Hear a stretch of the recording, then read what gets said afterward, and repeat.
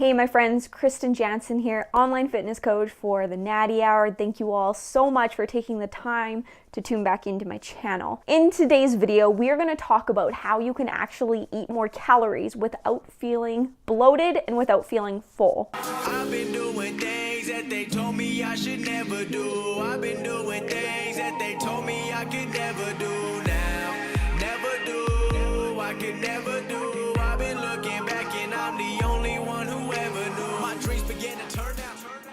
Now, before we get into the discussion of today's video, just a quick favor from you all, if you don't mind, hitting the subscribe button down below. It really helps out the channel. It really allows me to reach more people so I can continue to help other people on a weekly basis. So if you haven't already, please make sure you hit that subscribe button. Okay, so how do we start to eat more calories when we are feeling full? This is a common problem, I think, for a lot of people. And typically this is for people who have a long history of dieting. You know, they've been eating super low calories for many years and they probably need to get their metabolism back up to a healthy spot so they can actually start enjoying their life. But it's very difficult for them to actually consume the adequate amount of calories that they need to in order to get their metabolic rate back up to a healthy spot. I actually struggled with consuming a lot of calories when I was younger, and I was probably on the different side of the spectrum where I was extremely skinny and I just couldn't eat enough food that I needed to in order to gain weight. So it was very difficult for me to eat enough calories in order to get my body fat up to a healthy spot. I grew up being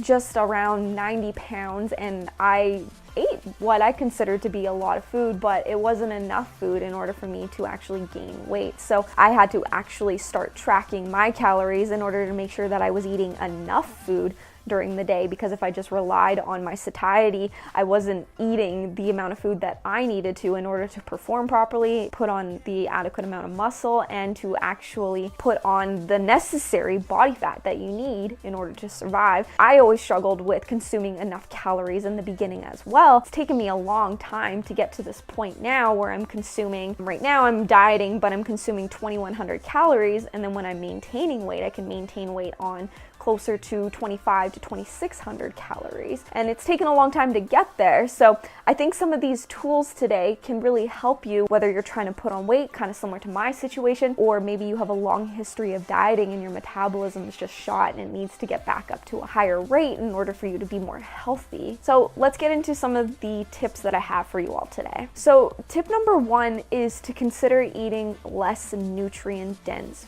foods. You know, I get it. We all want to be healthy. We all want to have a healthy lifestyle where we are consuming an adequate amount of nutrients, an adequate amount of fiber, and whole foods that are not processed. But there comes a point where it can actually backfire on us if it's holding us back from eating the appropriate amount of calories that we need to in order to perform, in order to get our metabolism up to a healthy rate. So if you're eating too much fiber, for example, it does have inverse effects and it does lead to you feeling extremely bloated and having those digestive issues in the bathroom. So it's important to make sure that you aren't consuming too much fiber. So I honestly recommend that you are consuming 10 grams of fiber per 1,000 calories that you are consuming. As your calories start to get higher, of course, your fiber intake is going to change. But if you're consuming like 70 grams of fiber, of course that's going to leave you feeling extremely bloated. It's going to leave some extreme digestive issues where you can't actually eat any more food because you're going to feel physically sick. So it's important to pay attention to that. Same thing with different types of food options. So pay attention to that. If you're eating chicken 4 times a day, think of how bloated that's going to make you feel. Same thing if you're eating 5 to 7 servings of asparagus and broccoli. That's a significant amount of fiber and a significant amount of volume sitting in your stomach that's going to leave you feeling extremely full, bloated, and can lead to digestive issues. So make sure you pay attention to that and maybe scale it back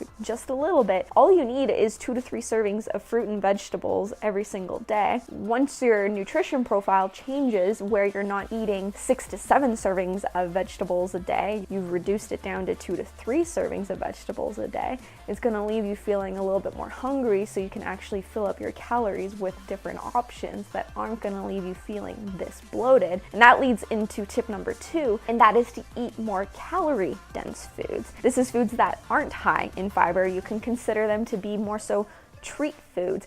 And it's okay. I know there's this fear that you're not going to be healthy if you have a donut in your day, if you have a cookie in your day, if you have a bowl of cereal or something that you're craving throughout the day in your day. It's totally okay, like I said, if you have an adequate amount of fiber, if you have an adequate amount of fruits and vegetables, to have a treat every single day. It can help you actually be more healthier later on because you're not going to be under eating anymore. So don't be afraid of having a treat here and there. Whatever you're craving, have that in your day. Make sure you're tracking your calories so you aren't overindulging. But if you indulge just a little bit, as long as you're making sure that you still get a couple of servings of fruits and vegetables and you're still hitting your fiber, it's totally okay to finish out your calories with a treat here and there. I know that mentally that can be a little bit challenging to deal with because we've all had it instilled in us that sugar is bad, junk food is bad, and you should avoid it at all costs. It's all about moderation, all about balance. And if it's going to help you actually increase your calories,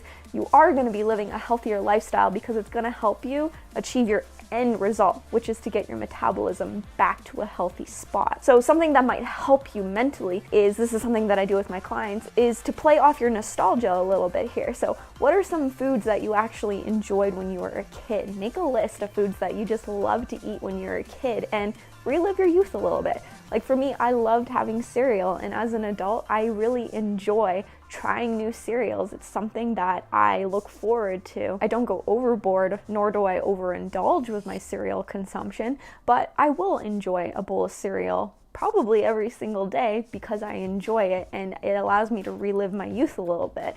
So make a list. Maybe it's grilled cheese or mac and cheese or PB&Js. Like PB&Js, come on, that was in everybody's childhood, right? Make a list and try to enjoy having a treat here and there while trying to eat more calories. So tip number 3, if you're still struggling mentally with the idea of incorporating some treat foods into your diet in order to eat more calories, is to actually drink your calories. I mean, if you're still feeling very bloated and you are still having the adequate amount of fruits, vegetables, and fiber that you should be having in a day, don't be afraid to finish off your calories with some liquids. You can make a protein shake and put some juice in there with some Greek yogurt, protein powder, and some fruits. And I mean, that tastes awesome too, right? Or don't be afraid to have a cup of juice, have some Gatorade, orange juice, milk, whatever it is, in order for you to finish off your calories for the day. If you actually drink your calories, you're not gonna feel as full. If you're struggling with the idea of having treats here and there, drinking your calories might be a good option as you ease into the idea of being okay with having a treat here and there in order to finish out your calories. And then just the last tip that I have for you all is to give it time. You have to give your metabolism time to adapt to the calorie intake. And just remember that it's not going to last forever. I know you feel super full, you feel super bloated, but just remember that if you are consistent with your calorie intake that you should be consuming day to day, eventually your metabolism is going to catch up to the amount of calories that you are consuming, and it's going to get easier where it doesn't feel like you are eating so much where you want to be sick. So give it a fair chance, give it a fair amount of time, and just be patient and as consistent with your calorie intake as possible. Like I said, eventually your metabolism will catch up where you aren't feeling super bloated, and eating more calories isn't going to feel like a chore. It's going to be a lot easier. It's probably going to actually get to the point where you start to feel hungry, and it's going to be at that point where you're ready to actually start to eat even more food. I know it's crazy to think that what you're eating right now you can actually eat more of, but I've seen it. Like, for example, I used to be super full eating 1,200 calories, and it took me a while to get up to the point where I could eat 2,500 calories, but even consuming 2,500 calories, my body actually has adapted to it where I feel really hungry because my metabolism has sped up so much that consuming 2,500 calories for me sometimes doesn't feel like enough food. So it's not hopeless. Our metabolisms are not fixed. They adapt much more quicker than you think. So be consistent, be patient, and hold strong, my friends. Well, that's about it for today's video. That's all I have for you all. I hope you found it helpful. If you have any questions, please don't hesitate to comment them down below. You're more than welcome to send me an email, Krysten@TheNattyHour.com. I would love to answer any questions or clarify anything for you. Thanks so much for watching this video. Before you click off, make sure you like, comment down below, subscribe to my channel, maybe share this video to somebody else who might need to hear this today. Thanks you all so much for being here. I will see you in the next one.